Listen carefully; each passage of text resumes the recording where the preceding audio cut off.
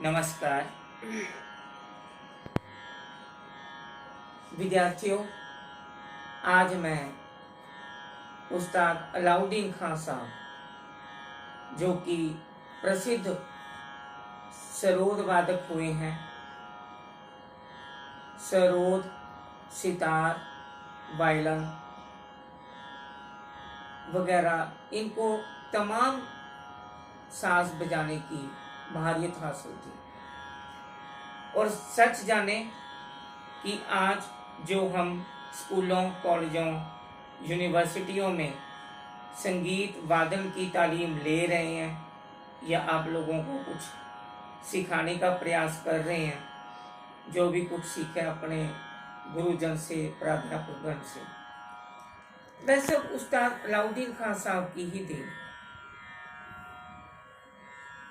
वैसे तो भारत में बहुत बड़े बड़े संगीत के ग्रंथकार और संगीतज्ञ हुए जिन्होंने भारतीय संगीत को बहुत बड़ी देन दी। उनकी कड़ी तपस्या और मेहनत ने भारतीय संगीत को चार चांद लगा दिए।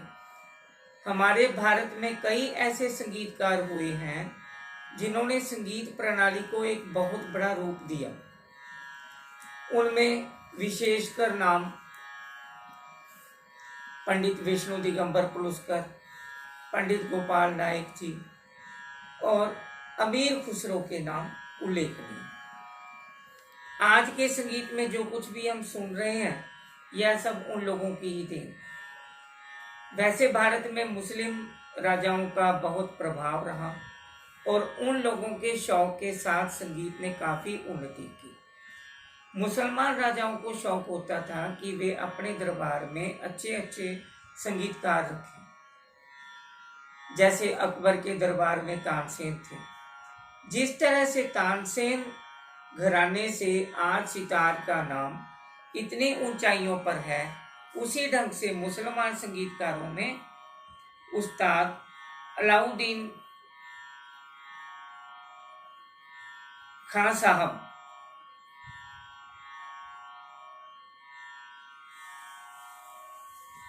ऐसे ही व्यक्ति थे। खान साहिब ने संगीत जगत में संगीत को इतना बड़ा आदर दिया जिससे पूरे हिंदुस्तान में उनके शिष्य सरोद वादन में छाए हुए, जिनमें आजकल के कलाकार उस्ताद अली अकबर खान साहब का नाम उल्लेखनीय। आज हम अलाउद्दीन खान साहब के बारे में, उन्होंने संगीत जगत को जो देन दी, उन सब चीजों के बारे में पूरे विवरण के साथ चर्चा करेंगे। उस्ताद अलाउद्दीन का जन्म सन 1870 में त्रिपुरा के शिवपुर ग्राम में हुआ। पिता का नाम साधु खां तथा बाबा का नाम मदार खां था। आपके पिता को संगीत से अनुराग था। वे सितार बजाते थे और उन्होंने सितार की शिक्षा कासिम अली खां से प्राप्त की थी। जिस समय साधु खां सितार बजाते, बालक अलाउद्दीन पास बैठकर ध्यान से सुनते और स्वयं कुछ गुनगुनाने लगते। इस प्रकार इन्हें संगीत सीखने की प्रेरणा अपने पिता से मिली, जो दिन प्रतिदिन बढ़ती ही गई। एक पाठशाला में इनका नाम लिखवा दिया गया, किंतु पढ़ने लिखने में इनका मन नहीं लगा और पाठशाला छोड़ दी। तब से इन्हें कलकत्ता जाकर संगीत सीखने की धुन सवार हुई, लेकिन ये बहुत दृढ़ प्रतिज्ञ थे। घर से निकल पड़े और कलकत्ता जा पहुंचे और वहां पेट भरने का कोई साधन नहीं था, सिवा इसके कि भिखारियों के साथ निःशुल्क भोजन ग्रहण करते। पुरानी कहावत है कि मरता क्या ना करता, दिन में एक बार भोजन करके ही संतुष्ट रहते। सौभाग्यवश इनकी भेंट स्वामी गोपाल चंद्र भट्टाचार्य से हुई, जिनसे इन्होंने गायन सीखना शुरू किया। इसी बीच ये वहां स्वामी नंदा बाबू से तबला और पखावज की शिक्षा लेते रहे। 7 वर्षों तक सिखाने के बाद गोपाल चंद्र की मृत्यु हो गई। कुछ दिनों के बाद इनका परिचय स्वामी विवेकानंद के भाई श्री अमृतलाल दत्त से, जिन्हें लोग हब्बू दत्त कहते थे, हुआ। उनसे इन्होंने वायलिन, क्लेरोनेट और बांसुरी बजाना सीखा। इतना सब कुछ सीखने के बाद भी आप इनकी संगीत की प्यास शांत न हुई और ये सदैव कुछ और सीखने के लिए लालायित रहते थे। इनकी भेंट दमदम कलकत्ता के स्वर्गीय अहमद अली खां से हुई। वे अपने समय के एक प्रसिद्ध स्रोत वादक थे।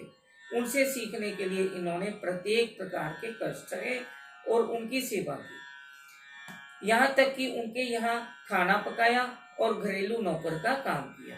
बहुत सेवा करने के बाद अहमद खां इनसे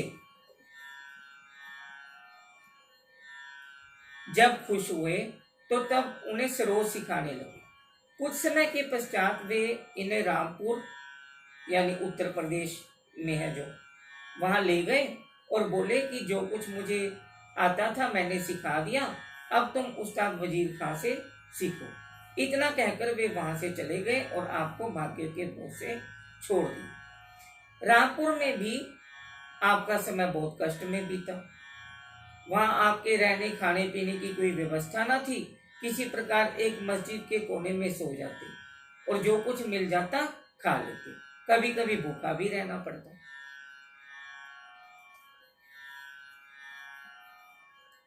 तब आपसे मुराद मेरी उस्ताद अलाउद्दीन खान से, तब आप अपने जीवन से इतने निराश हुए कि आत्महत्या करने की सोची।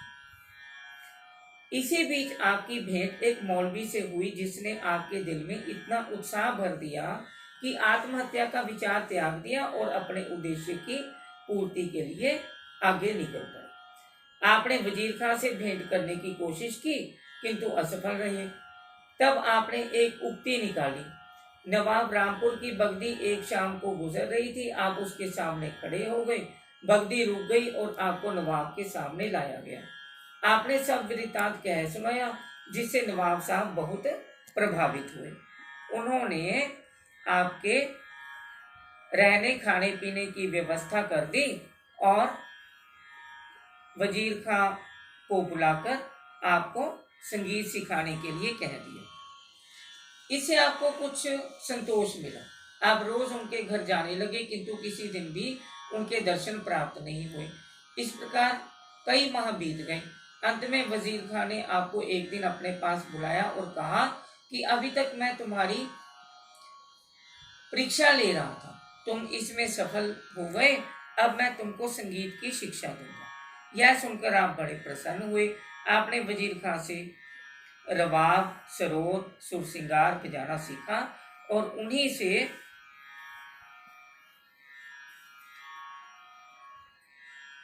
ही ध्रुपद, धमार की बहुत सी बंदिशें प्राप्त की। इस प्रकार आपने अनेक प्रसिद्ध संगीतज्ञों से कष्ट सहते हुए संगीत ज्ञान अर्जित किया। इसी बीच रामपुर के नवाब विदेश से उच्च शिक्षा लेकर लौटे थे। विदेश में विदेशी वृंद वादन से बहुत प्रभावित थे, अतः उन्होंने एक वाद्य वृंद यानी ऑर्केस्ट्रा तैयार कराया, जिसमें अच्छे अच्छे संगीतज्ञ भाग ले रहे थे। उसमें आपको बेला यानी कि वायलिन बजाने का अवसर मिला। आपके बेला वादन से सभी लोग प्रसन्न हुए। उस समय से आपको धीरे धीरे कृति मिलने लगी, लेकिन आप में आगे सीखने की भावना कम न हुई। आप समय समय पर अपने निवास स्थान पर संगीत का कार्यक्रम करते और अच्छे अच्छे गायक वादकों को आमंत्रित करते। आप उनका कार्यक्रम बड़े ध्यान से सुनते और उनके चले जाने के बाद स्वयं उन चीजों को निकालने की चेष्टा करते। इस प्रकार उन्होंने गायन और वादन का भंडार एकत्रित किया। वजीर खां ने एक दिन जब आपसे कहा कि तुम्हारी तालीम अब पूरी हो गई है, अब तुम्हारे लिए भ्रमण लाभ कर होगा, तो गुरु का आशीर्वाद पाकर आपने रामपुर छोड़ दिया और कलकत्ता जा पहुंचे। वहां आपने अपना कार्यक्रम दिया और प्रशंसा प्राप्त की। कुछ दिनों के बाद आपको मेहर रियासत में नौकरी मिल गई, जहां आप स्थायी रूप से रहते हैं। कुछ दिनों के बाद वृद्धावस्था के कारण रियासत की नौकरी से मुक्ति पा गए। रियासत में नौकरी करते समय आपने उदय शंकर की पार्टी के साथ इटली, बेल्जियम, फ्रांस, अमेरिका आदि देशों का भ्रमण किया। आपको सिखाने में बड़ी रुचि थी। आपने अपनी पुत्री अन्नपूर्णा को सितार और सुरबहार, पुत्र अली अकबर को सरोद और पंडित रविशंकर को सितार की शिक्षा दी। इनके अतिरिक्त उस्ताद अलाउद्दीन ने अनेकों को उदारता के साथ सिखाया। आपने अनेक संगीत सम्मेलनों तथा आकाशवाणी के विभिन्न केंद्रों से अपना कार्यक्रम प्रसारित किया। आपको राष्ट्रपति पुरस्कार भी प्राप्त हो चुका है। मुसलमान होते हुए भी आप बहुत सात्विक तथा शाकाहारी थे। आपको मेहर की देवी में बड़ी आस्था थी, जिनका दर्शन करने रोज आते थे। आपके घर में भी राम, कृष्ण, हनुमान, सरस्वती आदि देवी देवताओं के अनेक चित्र टंगे हुए हैं। विदेशों में आपको अनेक पुरस्कार प्राप्त हुए। वायलिन, सरोद और सुरबहार के अनेक रिकॉर्ड अब तक तैयार हो चुके हैं, जो यदा कदा आकाशवाणी से प्रसारित होते हैं।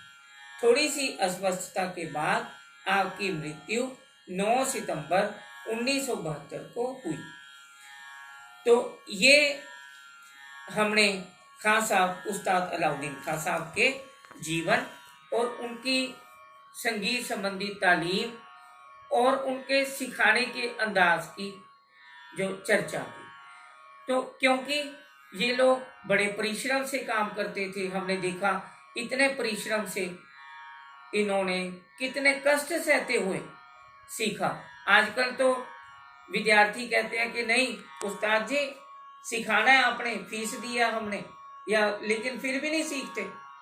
तो हम लोगों को उस्ताद अलाउद्दीन खां साहब जैसे संगीतकारों से, इन जैसे वादकों से बहुत प्रेरणा लेनी होगी, तभी हमारा जीवन सफल हो सकेगा।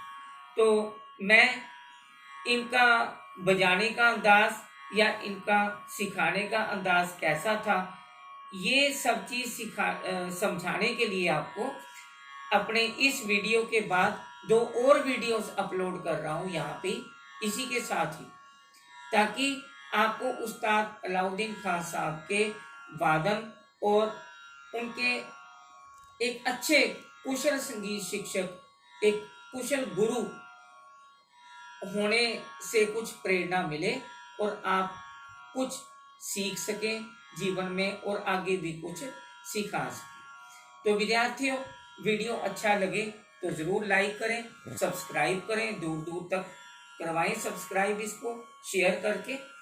तो उम्मीद है कि आप सभी कुशल होंगे और दिन आपका मंगलमय हो। इसी के साथ मुझे इजाज़त दें। अगले वीडियो तक के लिए नमस्कार।